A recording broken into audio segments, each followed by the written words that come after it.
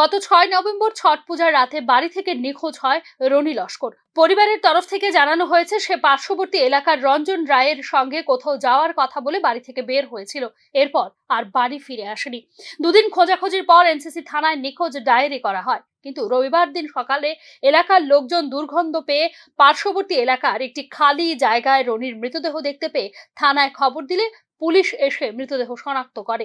পরিবারের তরফ থেকে রনির মৃত্যুর জন্য রঞ্জন রায়কে সন্দেহ করা হচ্ছে বলে জানিয়েছে মৃত রনির মামা। থানাতে এনসি থানাতে আমরা মিসিং ডায়েরি করছি, জিডি করছি, করার পরে আমরা ফটো মোটো দিয়া ফেসবুকও ছাড়া হয়েছে। ছাড়ার পরে আমরা তারে আর কোনো মতে পাই না। আজকে হঠাৎ করে এনে গন্ধ বেরিয়েছে। গন্ধ বেরোর কারণে সবাই পাড়ার প্রতিবেশী সবাই বলেছে কি এর গন্ধ, তো সবাই চেক করছে। চেক করে দেখে কি এখানে একটা বডি পাওয়া গেছে।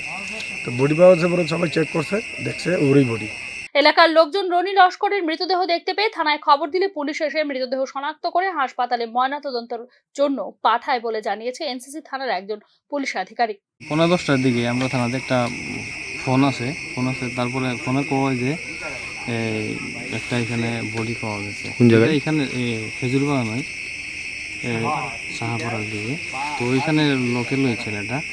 তো কিছুদিন আগে গত 8 তারিখে তারা মিসিং এন্ট্রি করেছে। 6 তারিখ থেকে ছেলেটা নাকি মিসিং।